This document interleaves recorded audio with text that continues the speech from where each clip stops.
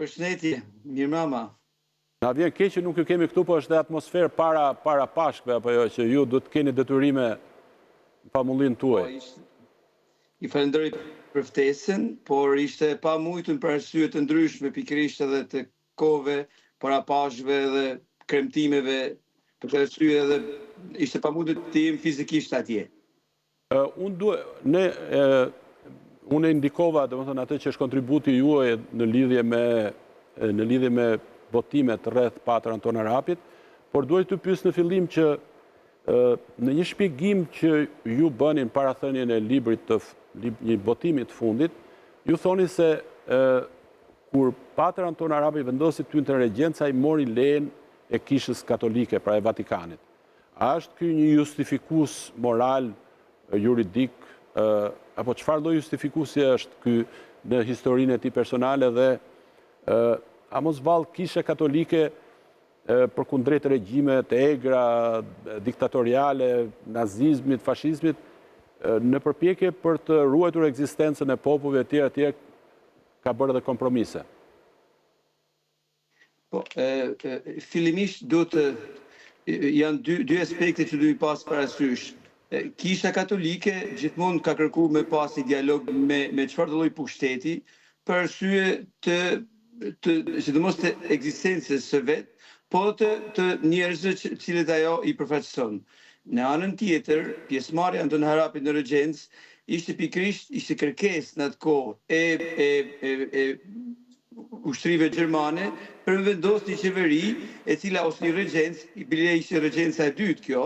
e para ishte 1920-ën, për vendosur një regjencë e cila do të përfaqësonte të gjithë elementin fetar të religjioz të Shqipërisë, për me ba që populli shqiptar mos mbese një lloj anarkie, ishte një anarki. Anton Harapi shpjegon qartë në fjalimin e tij që mbajti në Kinema Kosova, ku thotë e mora këtë barr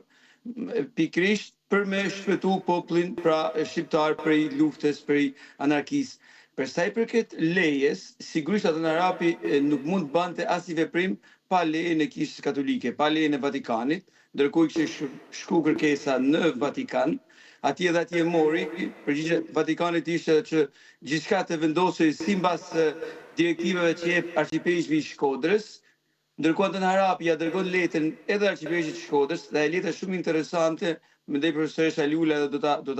ta citoje, është një letër ku i thotë nuk mundem më ende shumë se komunistat po ndjekin. Pra duhen me vrah komunistët me fjalë të tjera, por Vatikani thotë e kalon qeshin dorën tënde dhe unë du një po ose jo, atë marr pjesë në regjencë, pra si përfaqësues i katolikëve. Dhe sigurisht përgjigja kanë po, kanë deklaruar edhe të tjerë në atë kohë, domethënë edhe përfaqësues tjerë të klerit, po dhe njerëz edhe në bazë të fjalimit që mbajti Anton Harapi. Unë mendoj se vepra e Anton Harapit, jeta e Anton Harapit, pikërisht duhet të gjykohet duke pas parasysh fjalimin që mbajti, po dhe krejt 40 vjet krimtarie të atë Anton Harapit. Nëse më lejoni një diçka ta them, atë Anton Harapi e pranoi këtë detyrë, këtë barr, jo për karrierë personale, sepse ai hyi në regjencë me sandale e doli me sandale, nuk mori asnjë rrogë, pra nuk është punoi për rrogë aty. Dhe u vu krejt jeta e tij, u vu në shërbim, dhe krejt ajo periudhë kohore, u vu në shërbim të qytetarëve. Pra ky është një gjë tjetër që pas parasysh është se Anton Harapi e vjoi këtë linjën, ishte antikomunist, po ishte krejt lirë antikomunist. Nuk urrenin komunistët, por nuk ishin dakord me sistemin komunist, i cili ishte një sistem pa Zot. Dhe ta vërtetuan në shkrimet ndryshme tek Hylli Dritës, që në vitet që në bashkim në Rusi, kur fitoi në atë kohë revolucioni komunist, vijoi pikërisht Hylli Dritës pasqyroi herë mas here artikuj të ndryshëm kundër këtij sistemi. Pra unë mendoj se pjesëmarrja e Anton Harapit pikërisht dhe masane edhe fati i tij, martirizimi i tij, ishte diçka e paracaktuar me kohë, dhe pjesëmarrja e tij nuk e zbe as pak, domethënë as dëshirën,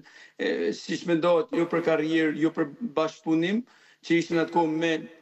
por e mori këtë detyrë për me sjell, për me zbut ato agresinë, si thoshte ai, me pështu jetë shqiptarësh. Ky ishte mendoj unë dhe ky është ajo çka ai e mori këtë detyrë, të bartran siç thon ai vet.